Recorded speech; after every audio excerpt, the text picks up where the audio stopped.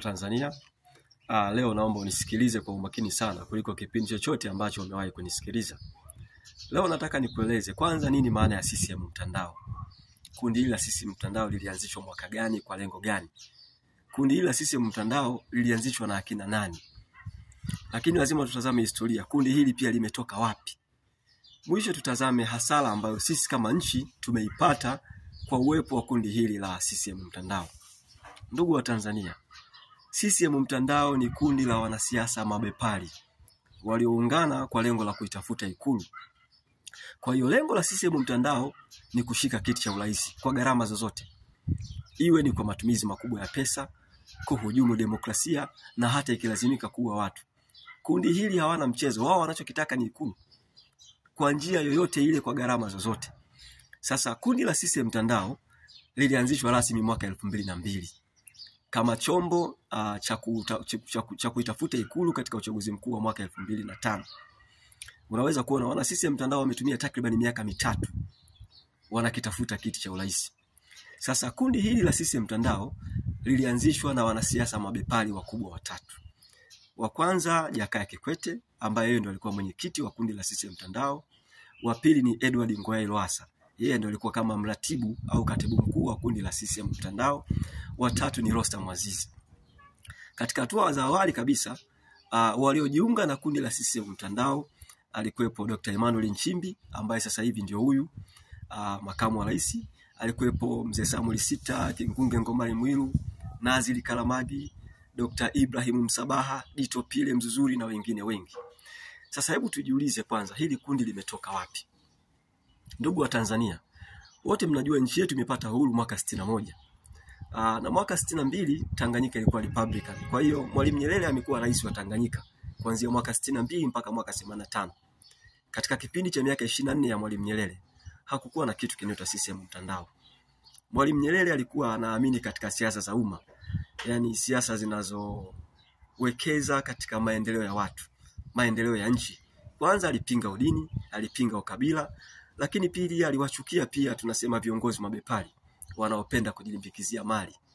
Sasa mwaka 85 Mzee Mwinyi akaingia madarakani. Kosa la kwanza alilofanya Mzee Mwinyi ni kubadilisha mfumo wa uchumi. Kwanza alibadilisha mfumo wa uchumi kutoka kwenye mfumo wa ujamaa, socialist economy, na kuitangaza Tanzania kuwa nchi inayofuata mfumo wa soko huria, free market economy. Sasa utakuja kuona katika kipindi cha miaka 10 ya Mzee Mwinyi yaliibuka makundi makubwa mawili ya wanasiasa. Kwanza kulikuwa na wanasiasa wanaoamini katika siasa za ujamaa na kujitegemea. Kundi hili tunasema wanasiasa wazalendo. Akina Mzee Sinde Warioba, Mzee Butiku, Dr. Salim Mohamed Salim na wengine. Pili sasa likaibuka kundi la wanasiasa mabepari, wanasiasa wa binafsi. Kwenye kundi hili alikuwepo Jakaya Mrisho Kikwete, Edward Ngoyai Lowassa, Nazili Kalamagi, Dr. Ibrahim Msabaha, Dito Pile Mzuzuri, Rostam Aziz na wengine wengi. Sasa hebu tujiulize hili kundi limetoka wapi? Nafikiri nimeshapata picha sasa. Utaona wote hao wametoka katika utawala wa Mzee Mwinyi. Mwaka 1988 Mzee Mwinyi alimteua Kikwete kwanza kuwa mbunge na baadaye akampa naibu waziri wa Wizara ya Maji, Nishati na Madini. Mwaka 90 Mzee Mwinyi alimteua Kikwete kuwa waziri kamili wa Wizara ya Maji, Nishati na Madini. Mwaka 94 Kikwete ameteuliwa kuwa waziri wa fedha. Mwaka 86 Mzee Lowassa aliteuliwa kuwa mkurugenzi wa tunasema kile kituo cha mikutano mikuu kule Arusha AACC. Mwaka 90 Mzee Lowassa aliteuliwa kuwa waziri wa nchi ofisi ya waziri mkuu. Wakati huo waziri mkuu alikuwa Mzee John Malechela. Miaka ya 93 Lowassa aliteuliwa kuwa waziri wa ardhi. Kwa nafikiri umeshapata watu hawa walitoka wapi. Sasa tuangalie mwaka 95. Kwa mara ya kwanza mwaka 95 katika uchaguzi mkuu, wote wawili Kikwete na Lowassa walichukua fomu ya kuomba kuchaguliwa urais kwa tiketi ya CCM mwaka 95. Kwa bahati nzuri mwaka 95 Mzee Nyerere alikuwa bado yuko hai. Kwa hiyo nafikiri aligoma. Aliwakataa. Kwa hiyo Mzee Mkapa akapata nafasi ya kuwa rais mwaka 95. Sasa twende tutazame uchaguzi wa mwaka 2005.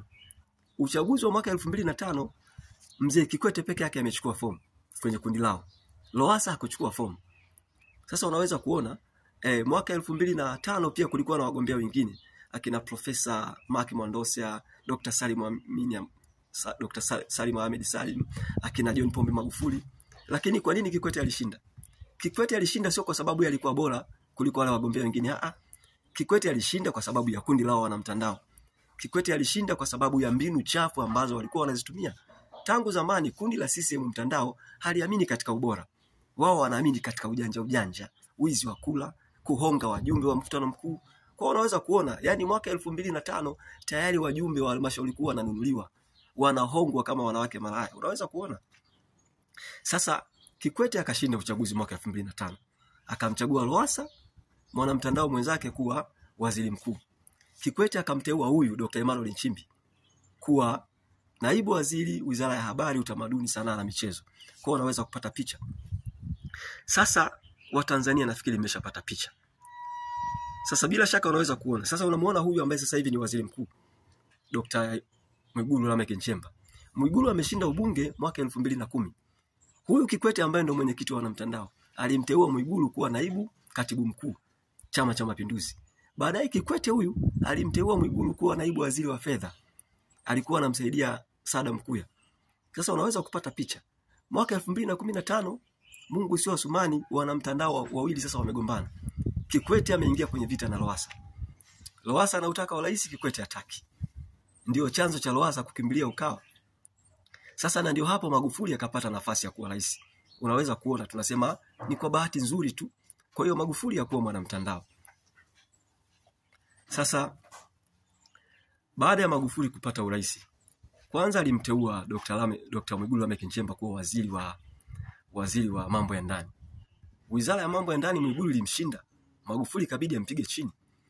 Sasa wote mnajua mara baada ya Magufuli kufariki, amefariki vipi wote mnajua.